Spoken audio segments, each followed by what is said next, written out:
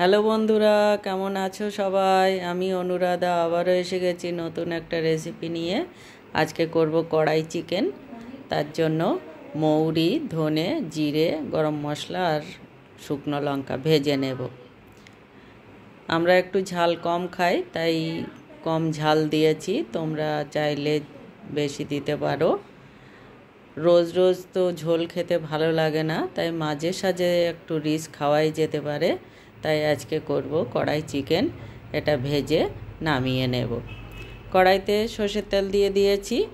এবারে দিয়ে দেব ধুয়ে জল ঝরিয়ে রাখা মাংসগুলো। কোনো ম্যারিনেট করা নেই।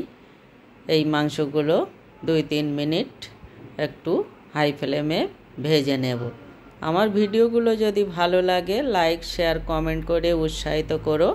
আর পুরো ভিডিওটা দেখার অনুরোধ রইল। দেখো কালার চেঞ্জ হয়ে গেছে। এবারে দিয়ে দেব কিছু টমেটো। দিয়ে নেড়ে চেড়ে একটা ঢাকা দিয়ে সিদ্ধ হতে দেব। এই সময় একটু ফ্লেমটা লোতে করে দেব। দিয়ে সিদ্ধ হতে দেব মাংসগুলো। দেখো কেমন জল গলেছে, টমেটোগুলোও সিদ্ধ হয়ে গেছে। এবার টমেটোর ছালগুলো একটু ফেলে দেব।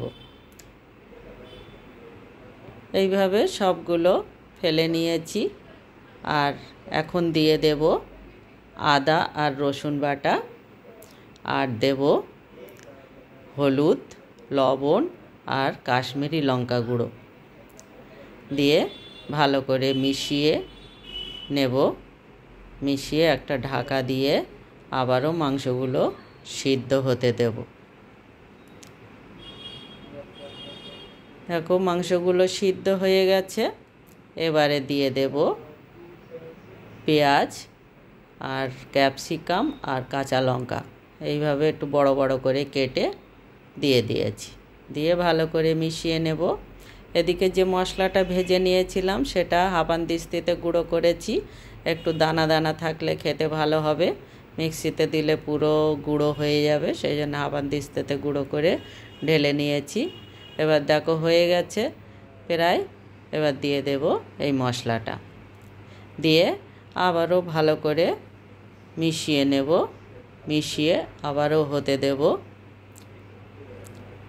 দেখো হয়ে গেছে, কেমন কালার চলে এসছে।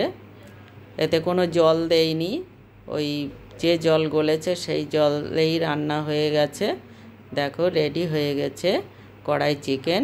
কেমন হয়েছে তোমরা কমেন্ট করে জানাবে।